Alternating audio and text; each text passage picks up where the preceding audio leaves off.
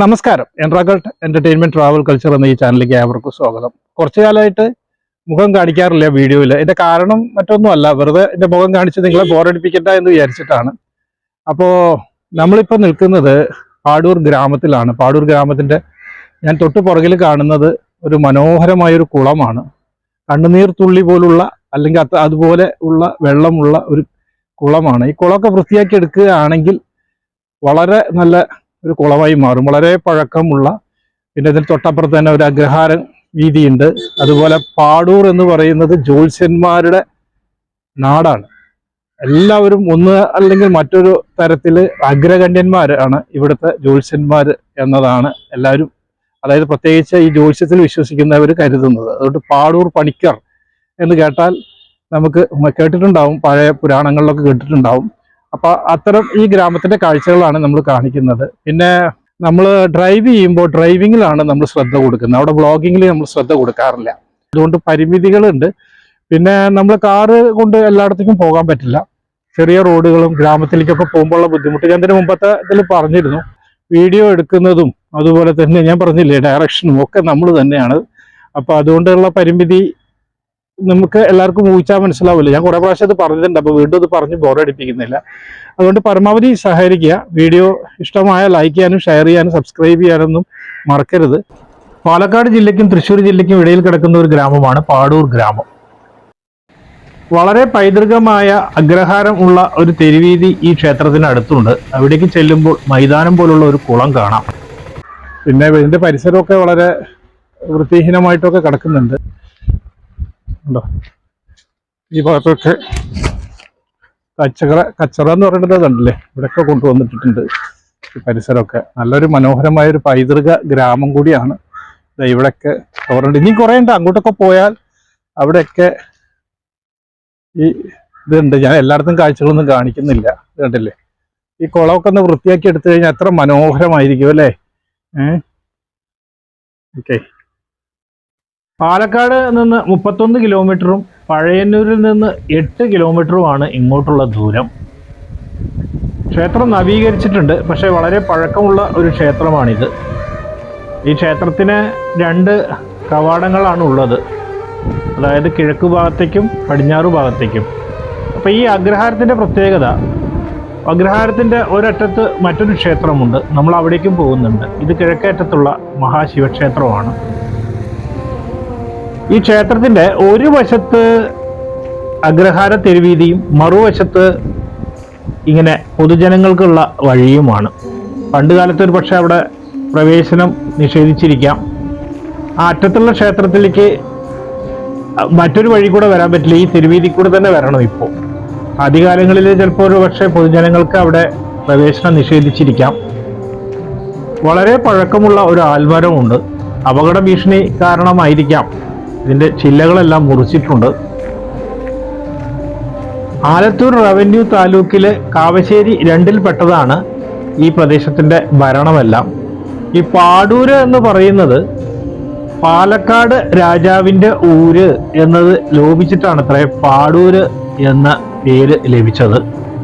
അപ്പൊ ഇതൊക്കെ കാവശ്ശേരിയുടെ ഭാഗമാണ്.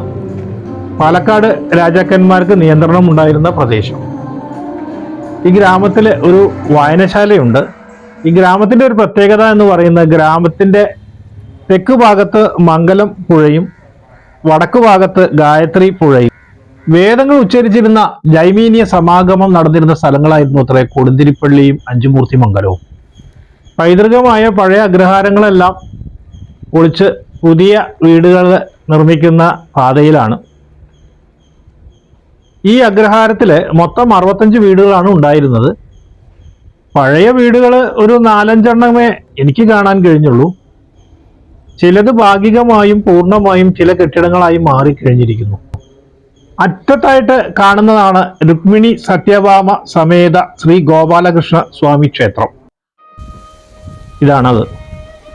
കുട്ടികളില്ലാത്ത ദമ്പതിമാർ ഇവിടെ പാൽപ്പായസം വഴിപാടായി കഴിച്ചാൽ അവർക്ക് കുട്ടികൾ ഉണ്ടാകും എന്നുള്ള ഒരു വിശ്വാസം നിലനിൽക്കുന്നുണ്ട്.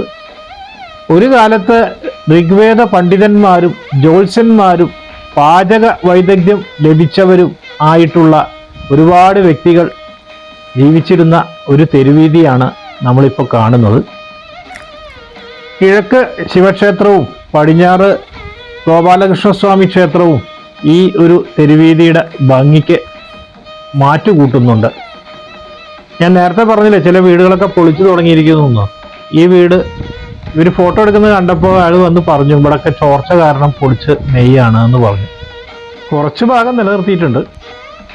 തെരുവില് ടാറിങ്ങൊന്നും ചെയ്തിട്ടില്ല, ചളിപിളിയാണ്. ഇതിൻ്റെ അടുത്തുള്ള കുളമാണ് നമ്മൾ കാണുന്നത്, നമ്മൾ നേരത്തെ കണ്ട കുളം. ഇവിടെ ബോർഡൊക്കെ ഉണ്ട്. കംപ്ലീറ്റ് പായൽ മൂടിയിരിക്കുകയാണ് കുളത്തിൽ.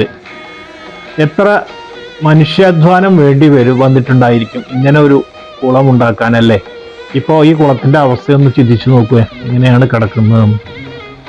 പണ്ട് ഒരു പക്ഷേ പൊതുജനങ്ങൾക്ക് ഉപയോഗിക്കാൻ കൊടുത്തിട്ടുണ്ടാവില്ല, പക്ഷെ ഇപ്പോൾ ആ പൊതുജനങ്ങൾക്ക് ഉപയോഗിക്കാമല്ലോ.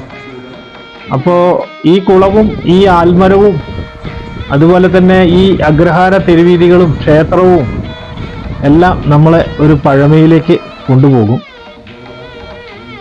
പണ്ട് കിഴക്കൻ പ്രദേശങ്ങളിലെ കച്ചവടക്കാർ പടിഞ്ഞാറൻ പ്രദേശങ്ങളിലെ ഉള്ളവരുമായിട്ട് കച്ചവട ബന്ധം പുലർത്താൻ ഉപയോഗിച്ചിരുന്ന ഒരു പ്രധാനപ്പെട്ട പാത അത് ഈ പാടൂരിലാണ് ഉള്ളത്. ഇതാണ് മാരിയമ്മൻ ക്ഷേത്രം. പാടൂരിലെ ഏറ്റവും പ്രധാനപ്പെട്ട ക്ഷേത്രം എന്ന് പറയുന്നത് പണിക്കനാർ ക്ഷേത്രമാണ്. അതുപോലെ ഒരുപാട് മാരിയമ്മൻ ക്ഷേത്രങ്ങൾ ഇവിടെയുണ്ട്. കാർത്യായനി കോയിലും പിന്നെ അതുപോലെ തന്നെ ശ്രീ കുറുമ്പക്കാവ് ക്ഷേത്രവും പാടൂരിലുണ്ട്. ഒരു മുസ്ലിം പള്ളി ഒരു ചർച്ചും ഇവിടെയുണ്ട്. അത്യപൂർവവും പ്രത്യേകതകളും ഉള്ള ഒരു ക്ഷേത്രമാണ് പണിക്കനാർ ക്ഷേത്രം. ഭഗവാൻ അയ്യപ്പന്റെ ഒരു അവതാരമാണത്രേ പണിക്കനാർ. സ്വയംഭൂവാണ് ഇവിടുത്തെ വിഗ്രഹം. എന്താണ് പ്രത്യേകത എന്ന് ചോദിച്ചു കഴിഞ്ഞാൽ ഈ വിഗ്രഹം ഭക്തർക്ക് ദർശിക്കാൻ കഴിയുകയില്ല. അവർക്ക് ഒരു ഉത്സവ വിഗ്രഹമുണ്ട്, അത് മാത്രമേ ദർശിക്കാൻ കഴിയുകയുള്ളൂ. ഇനി ഏറ്റവും വലിയ മറ്റൊരു പ്രത്യേകത, അതായത് ഈ വിഗ്രഹത്തിന് മേൽക്കൂരയില്ല. 3 പ്രാവശ്യം മേൽക്കൂര പണിയാൻ ശ്രമിച്ചെങ്കിലും അത് പരാജയപ്പെട്ടു അത്രേ. ഇതിനടുത്ത് ആലുണ്ട്. ഇങ്ങനെ കുറെ ആലുകൾ ഇവിടെയുണ്ട്. അതിന് കുറെ തറകളും ഉണ്ട്. പണ്ട് കാലത്ത് തറക്കൂട്ടങ്ങൾ ഉണ്ടായിരുന്നല്ലോ. നാട്ടുമുഖ്യസ്ഥന്മാരൊക്കെ ഈ ആൽമരത്തിന് ചുറ്റുമാണല്ലോ ഇരുന്ന് ചർച്ചകൾ ചെയ്യുന്നതും അല്ലെങ്കിൽ കാര്യങ്ങൾ തീരുമാനിക്കുന്നതും.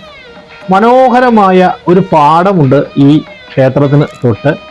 അതുപോലെ തന്നെ ഇവിടെ മനോഹരമായ ഒരു കുളവുമുണ്ട്. ഏത് മതത്തിൽപ്പെട്ടാലും ജാതിയിൽപ്പെട്ടാലും അവരെയൊക്കെ ഈ പണിക്കനാർ ക്ഷേത്രം അല്ലെങ്കിൽ പണിക്കനാർ ദൈവം അനുഗ്രഹിച്ച് അവരെ കാത്ത് രക്ഷിക്കുമെന്നുള്ളതാണ് അത്ര ഇവിടെയുള്ള ആളുകളുടെ വിശ്വാസം. വളരെയധികം പാരമ്പര്യത്തിൽ അല്ലെങ്കിൽ ഈ പഴമയിൽ വിശ്വസിക്കുന്ന ആളുകളാണ് ഇവിടെ ഭൂരിഭാഗവും ഉള്ളത്. ഒരു കാലത്ത് സോപ്പ് നിർമ്മാണം, പവർലൂം, ഇഷ്ടിക നിർമ്മാണം ഒക്കെ ഉണ്ടായിരുന്നു. ഇഷ്ടിക നിർമ്മാണമൊക്കെ ഇപ്പോൾ പ്രതിസന്ധിയിലാണ്. പാലക്കാട് ജില്ലയിലെ വേലയും പൂരമെല്ലാം കുറിക്കപ്പെടുന്നത് അല്ലെങ്കിൽ ആദ്യമായി ഉണ്ടായത് ഈ പാടൂർ ഗ്രാമത്തിൽ നിന്നാണത്രേ. പാടൂർ പണിക്കർ അല്ലെങ്കിൽ കളരിക്കൽ പണിക്കർ എന്ന പേരിൽ അറിയപ്പെടുന്ന ജ്യോതിഷം തൊഴിലായി എടുത്ത ഒരുപാട് പേര് ഇവിടെയുണ്ട്. അവരുടെയൊക്കെ പേരുകൾ വെച്ചിട്ടുള്ള ബോർഡുകൾ റോഡിന്റെ ഇരുവശവും കാണാം. അപ്പോൾ വീഡിയോ അവിടെ വെച്ച് നമുക്ക് അവസാനിപ്പിക്കാം. വീഡിയോ ഇഷ്ടമായ ലൈക്ക് ചെയ്യാനും ഷെയർ ചെയ്യാനും സബ്സ്ക്രൈബ് ചെയ്യാനൊന്നും മറക്കാതിരിക്കുക. അപ്പോൾ വീണ്ടും നമുക്ക് അടുത്ത വീഡിയോയിൽ കണ്ടുമുട്ടാം. എല്ലാവർക്കും നന്ദി.